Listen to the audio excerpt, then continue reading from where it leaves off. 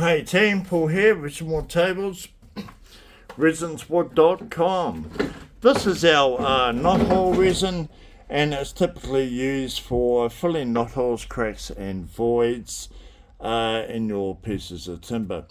It is also a very, very good product for doing your seal coats.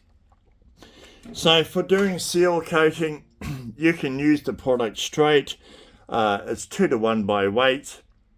And all of our knot hole resin now is very high UV. It has a high UV additive that is going to add to the protection of your pieces over the length of time. First up, what you do is you mix up your resin, 2-to-1 by weight. Always add your hardener to the container first and then put your resin in. This ensures that all the resin molecules are going to come in contact with the hardener molecules. Give it a quick mix up. You don't have to beat the crap out of it.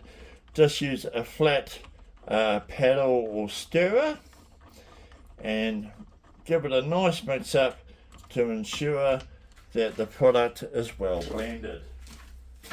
I like to use a 2-bucket method when mixing all of my epoxy resins, or a 2-container method, and this just ensures that the product is very well blended. So what we do is we give it a quick mix up here. You can preheat the epoxy resin, put it into a water bath, especially in winter if it's really cold, or you can just mix it freeform or freehand. I like to put it into a water bath in some cases. It just helps speed up the process. So I just like to mix it, and then this is called using a 2-bucket method or 2-pot method, where we pour it from one container to the other to ensure that the product is very well blended. Now that we've got that done, the key here is not to put it on really thick. You don't want to put it on really thick, because all you're trying to do is create a seal coat for the timber.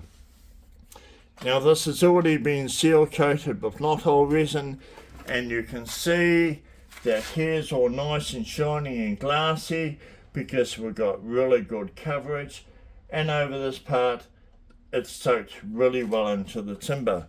So no sanding, do not sand, just do another application over the top. If you sand now, chances are you're going to pop any little tiny micro bubbles here, and they're going to fill up with dust spots, and they can be very annoying and very hard to get rid of. To do my application, but or you could just use your hand to spread your resin out.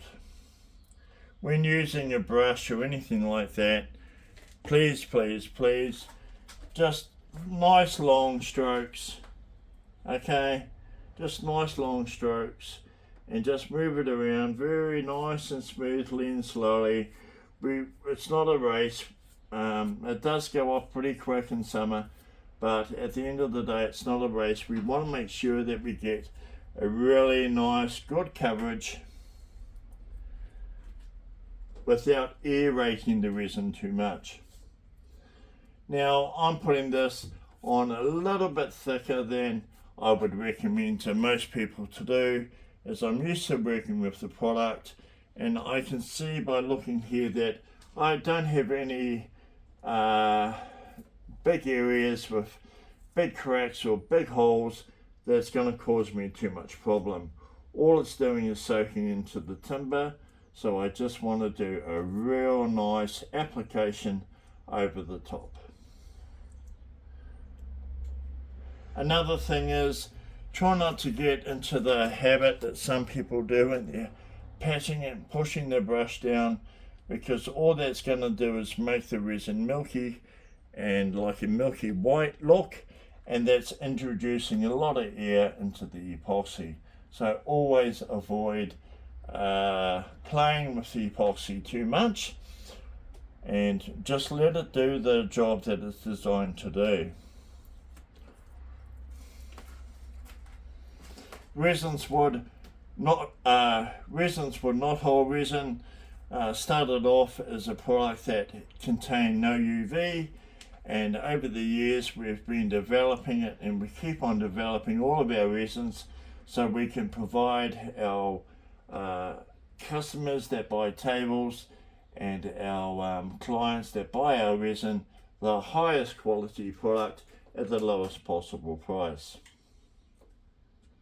Another alternative you could use is our liquid polymer sealer that is specifically designed only for doing seal coating. It can't be used as a tabletop resin or anything else. It's just simply designed as a very thin application for sealing timber. Now that I've got that done, I'm very happy with that. I'm sure that I'm not going to have any more dry areas, and then this piece will be ready for deep casting later this afternoon or early tomorrow morning.